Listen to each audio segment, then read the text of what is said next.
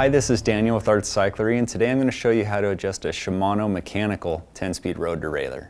The main adjustments are the upper limit, the lower limit, the cable tension, which is adjusted coarsely at the anchor and finely with this barrel adjuster. And the last adjustment here is the B tension screw. First we need to adjust the derailleur down into the small cog. Once we do that, we're going to turn the barrel adjuster all the way in so that we have room to adjust it after adjusting the cable position at the anchor. So now that we have that done, we're going to adjust the high limit screw, and that'll give us our starting point. So that's right here, and as we turn that screw in, you'll see that it moves the derailleur inboard. We turn it out, it moves the derailleur outboard. So what we want to do is we want to go for a position that's going to put that upper pulley right underneath this small cog and just barely outboard. And that'll give us our starting point. Then we loosen the cable anchor, pull the cable tight, and tighten that anchor back down. And then we can start playing with our index next. So we'll start shifting the derailleur, and you notice how it's not going. It's not shifting very good either way. So that means that we need to tighten up this barrel adjuster in order to get it to move cleanly.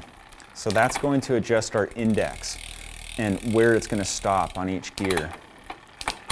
So you can play around with that a little bit and kind of see where you want to go. A good starting point is to go into your fifth cog and then line up the derailleur underneath that cog, just visually. Now that we have the derailleur in this gear, we use our barrel adjuster to kind of fine-tune where the pulley lines up underneath the cog that we've selected.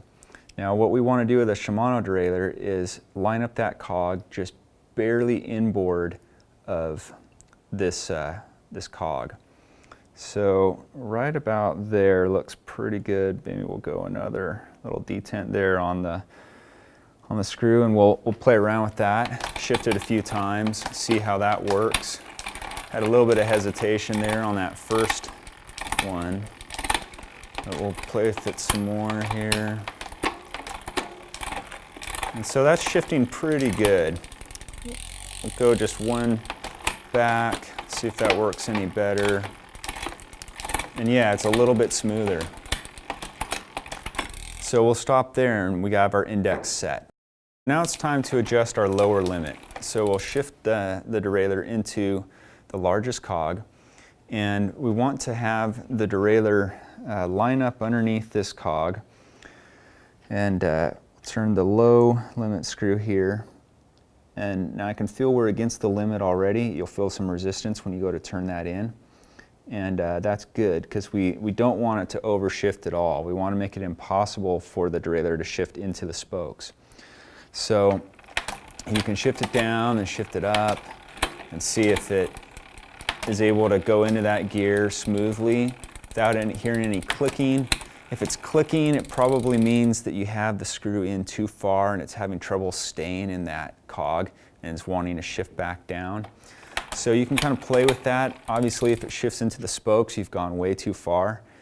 Slam on the brakes if it does that and pull the chain back out and start playing with that adjustment again until you get it to go in there cleanly. And so it's pretty easy if you start off just lining it up as we did. You'll get it right almost every time right off the bat. The final step is to adjust this B tension screw here. That's going to adjust the angle on the derailleur relative to the cassette. So if we turn this screw in, it's going to pull the derailleur down. So if you have a larger cassette, you'll need to do that.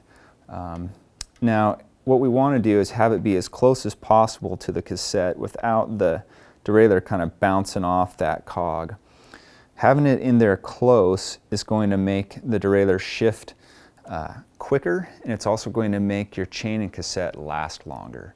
So you're probably going to need to play around with it just a little bit to check that adjustment and make sure that it goes into that large cog without, if it's in the wrong spot, you'll hear kind of a grinding noise as it shifts up into that large cog.